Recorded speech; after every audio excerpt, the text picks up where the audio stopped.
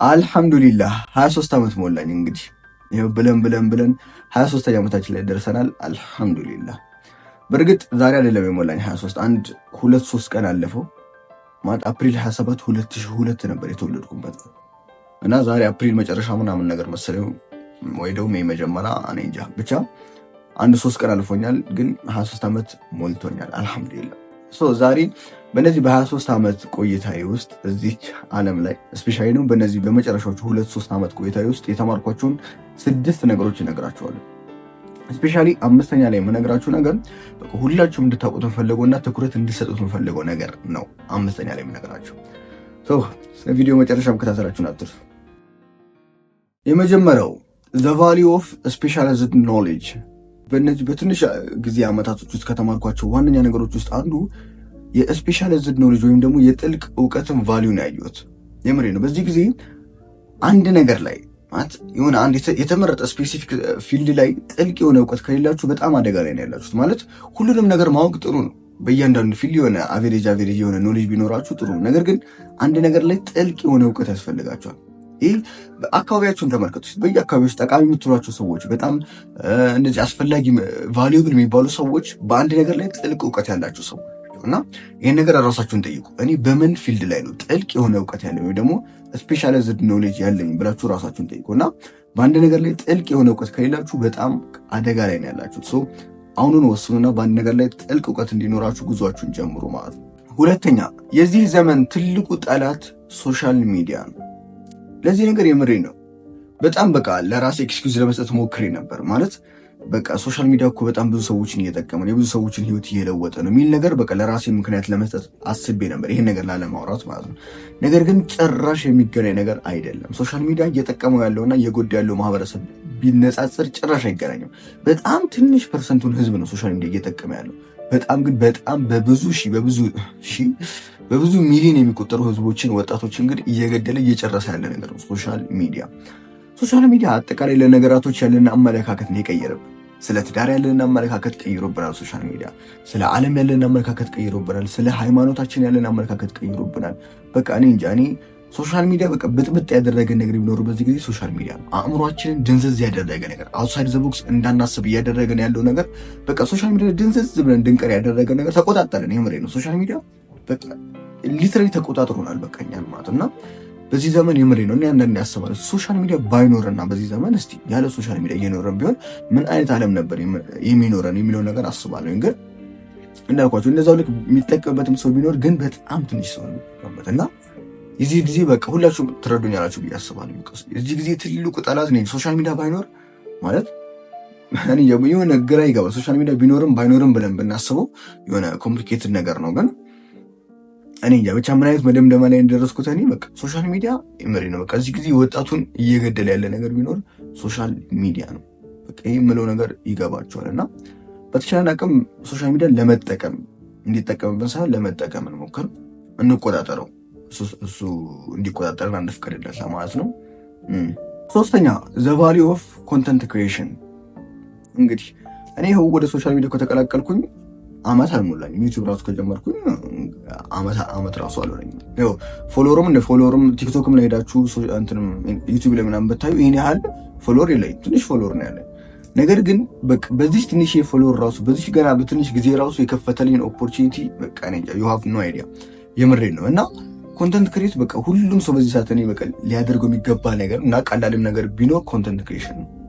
ኖርማል በቃ ይሄ ብሩን ፌመስ መሆኑ ምናምን ነገር ተውትና በጣም የምሬ እናንተ ከምታስቡት በላይ ትልቅ ኦፖርቹኒቲ ነው የሚከፍትላችሁ። እና የኮንተንት ክሬሽንን ቫልዩ የምሬ ነው በዚህ ጊዜ በቃ ተረድቼዋለሁ። ሰው እኔ ማለት ኮንተንት ክሬት የሚያደርጉ ሰዎች ብዙ ጊዜ ኮንተንት ክሬት አድርጉ፣ ኮንተንት ክሬት ሶሻል ሚዲያ ላይ ተቀላቀሉ፣ ሶሻል ሚዲያ ጀምሩ፣ ፖስት አድርጉ ምናምን ለምን እንደሚሉ አሁን የገባኝ ታውቃላችሁ። እነሱ አይተውታል በቃ ጥሩ ጎኑን ማለት ነው። እና የምሬ ነው። ይህ እንዳልኳችሁ ይኸው ብዙ ፎሎወር የለኝም ማለት ይሄን ያለ ትልቅ በመባል አይነት እንትን አይደለሁም ማለት ኮንተንት ክሬተር አይደለሁም። ግን በዚህ በትንሽ እንትን ራሱ በጣም ብዙ ኦፖርቹኒቲ የተከፈተልኝ በጣም ብዙ እድሎችን ያገኘሁበት እና እንግዲህ ለእናንተ በማሰብ ነው። በተቻላችሁ አቅም ኮንተንት ክሬት ለማድረግ ሞክሩ። የግድ ኮንተንት ክሬት ማድረግ ሲባል እንዲህ ፌስ ቱ ፌስ ከካሜራ ጋር እየታዩ አይደለም። ፌስለስ ብዙ እንትኖች አሉ፣ አውቶሜሽን አሉ። እንግዲህ ሜቢ ይሄን ነገር እስኪ ቀጣይ ቪዲዮ ልሰራበት ስለምችል በደንብ ጠብቁኝ። 4ኛ ዘ ቫሊዩ ኦፍ ኤአይ ወይም ደግሞ አርቲፊሻል ኢንቴሊጀንስ ማለት ነው። ይሄ ግልጽ ነገር ነው ብዬ አስባለሁ። በዚህ ጊዜ ዓለም ከምናስበው በላይ በጣም በተለየ ፍጥነት እያደገችና እየተለወጠችበት ያለችበት ጊዜ ላይ ነው ያለነው አሁን ማለት ነው። ነገራቶች እንዳለ፣ ስራዎች እንዳለ፣ ሰዎች እንዳለ ራሱ በኤአይ እየተተኩ ያሉበት ጊዜ ላይ ነው ያለነው እና በዚህ ጊዜ ስለ ኤአይ የማያውቅ ኤአይ እንዴት እንደሚሰራ የማያውቅ በስራው ላይ በእያንዳንዱ የቀን በቀን እንቅስቃሴው ላይ ኤአይን የማይጠቀም ሰው በጣም እኔ አንድ እርምጃ ወደኋላ ቀርቶ በቃ በትክክል አንድ እርምጃ ወደኋላ የቀረ ሰው ነው ኤአይን በዚህ ጊዜ የማይጠቀም ሰው ማለት ነው እና ኤአይን በጣም መማር ያለበት ነገር ነው። አሁን በዚህ ጊዜ የምሬ ነው። አሁን ኢንቫይሮንመንታችን እኛ እኮ አሁን ኢንቫይሮንመንታችንን ስለምንመለከት ወጣ ብለን ውጭ ዓለም እንዴት እያደገ እንደሆነ ነገራቶች እዚህ ትላልቅ ቢዝነሶች በምን አይነት ፍጥነት ኤአይን እየተጠቀሙ ስኪል እያደረጉ እንደሆነ ቢዝነሳቸውን እያደጉ እንደሆነ ብናቅ የምሬን በጣም ነው ወደኋላ እንደቀረ የሚሰማል ማለት ነው እና እኛ ግን ኢንቫይሮንመንታችን የምናወራው ስለሌላ ነገር ነው። ምንም ዓለም እንዴት እየተለወጠ ነው የሚለው ነገር ምንም ርዕሳችን አይደለም። በቃ የምናወራው ስለ ቲክቶክ ነው። ቲክቶክ ላይ ስለተነሱ አጀንዳዎች ነው። ስለ ኳስ ነው።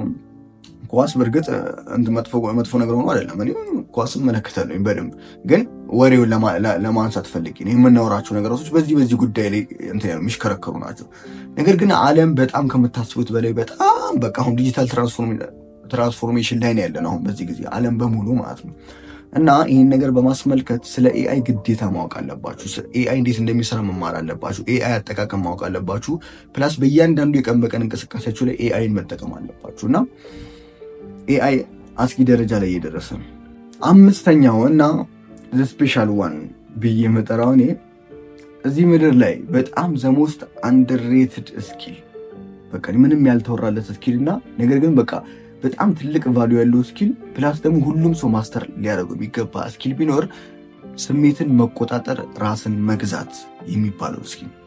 የምሬን ይሄ ነገር በቃ እኔ እንጃ ሰው እንዴት ስለዚህ ስኪል በደንብ እየተወራ እንዳለው ነገር አይገባኛል። በቃ ራስን መቆጣጠር አንድ ሰው የምሬ ሁሉም ነገር ይቀር፣ ማንኛውም ስኪል የምትሏቸው ነገሮች ይቀሩና ራሱን መቆጣጠር ስሜቱን መቆጣጠር ከቻለ አሸናፊ ነው። የምሬን ወድቆ አይወድቅም እሺም ቢሆን ማለት ነው። ይሄ ራሱን መቆጣጠር የሚባለው ነገር ሁሉም ዘርፍ ላይ ተመልከቱ። ስፒሪቹዋል ላይ ግቡ፣ ለምሳሌ ሃይማኖት ላይ ምናምን በገቡ ሰው ብዙ ጊዜ ራሱን መቆጣጠር ባለመቻሉ ስሜቱን መቆጣጠር ባለመቻሉ ነው ወንጀል ላይ የሚወድቀው። እንደዚህ እንትኖች የተከለከሉ ነገራቶችን የሚያደርገው ራሱን መቆጣጠር ባለመቻሉ። ኢማጂን ራሱን መቆጣጠር ማለት ራስን የመቆጣጠር ስኪል ቢኖር ብታዳበር ማለት ነው። ብር ላይ ግቡ። ብር ላይ ብዙ ሰው ብር እያጠፋ ያለው በቃ ምንም እዚህ ገባ በማይባል ነገር ዲያቤቲ በመግዛት ብሮችን በጣም እያባከነ ያለው ራሱን መቆጣጠር ስላልቻለ። ሪሌሽንሽፕ ላይ ግቡ። ሪሌሽንሽፕ ላይ ብዙ ጊዜ ይሄ ፍቺ ምናምን የሚፈጠረው ጥል ምናምን የሚፈጠረው አንዱ ወይ እሷ ወይ እሱ ራሳቸው መቆጣጠር ባለመቻላቸው እና ራስን መቆጣጠር ይሄ ሰልፍ ኮንትሮል የሚባለው ነገር ወይም ደግሞ ይሄ ኢሞሽናል ኢንቴሊጀንስ ነው። በቃ እንደዛ ስሜትን መቆጣጠር ራስን መግዛት የሚባለው ነገር በቃ ዘሞስት አንደርሬትድ ስኪል በቃ እዚህ ዓለም ላይ በጣም ያልተወራለትና ግን ትልቅ ቫልዩ ያለው ስኪል ቢኖር ራስን መቆጣጠር ነው እና አስቡት። የምሬ ነው። ሁላችሁም አስቡት ለራሳችሁ ራሱን መቆጣጠር የሚባሉ ስኪል ቢኖረኝ ብላችሁ አስቡት። በጣም እኔ እንጃ ይሄ ዓለም ቀላል ነበር የሚሆንልን፣ ግን ሲጀመር ይህን ስኪል ማዳበር ራሱ ቀላል አይደለም ነው በመጀመሪያም ደረጃ። ይህንን ስኪል በተቻላችሁ አቅም አሱን አስ ፖሲብል ይህን ስኪል ከስክራች ራሱ ጀምራችሁ ለማዳበር ሞክሩ ለማለት ነው። 6ኛው እና የመጨረሻው ይህን ነገር በእርግጥ ማለት በጣም በቅርቡን እየተረዳሁት የመጣሁት ማለት ሜቢ በቲዮሪ ደረጃ ላቆችን ነበር፣ ግን በተግባር ኤክስፒሪየንስ እያደረግኩት የመጣሁት ግን በጣም በቅርቡ ነው። ስፒሪቹዋል ላይ እየደከምን ከመጣን ሌሎች ስራዎችን ላይ እንደግማለን።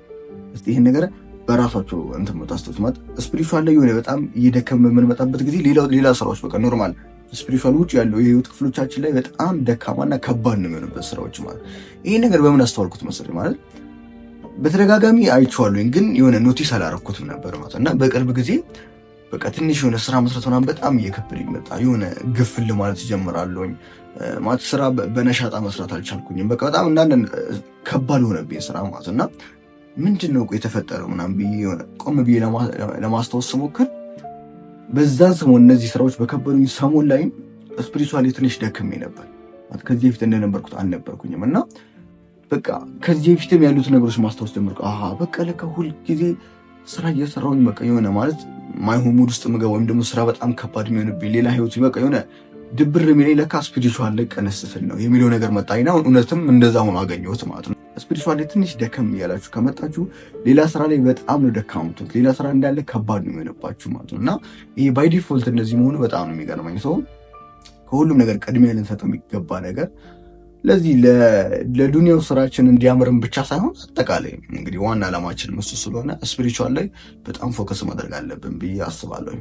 እንግዲህ እነዚህ 6 ነገራቶች በእነዚህ በ23 ዓመት ቆይታ ውስጥ ስፔሻሊ ደግሞ በእነዚህ በመጨረሻዎቹ 2-3 ዓመታት ውስጥ የተማርኳቸው ነገሮች ናቸው። በጣም ብዙ ነገር ነው የተማርኩት። ማለት አለ ኖርማል የተለመዱ ነገራቶችን ብዘረዝርላችሁ እችላለሁ፣ ግን ትንሽ ወጣ ነገር ላድርገው ብዬ ነው እነዚህን 6 ነገራቶች መልጬ የነገርኳችሁ ማለት ነው። ማንኛውም ሀሳብም ሆነ ጥያቄ ካላችሁ ኮሜንት ላይ አሳውቁኝ። ቪዲዮ ከተመቻችሁ ላይክ፣ ሼር ማድረግ እንዳትረሱ። ቸር ያገናኛል።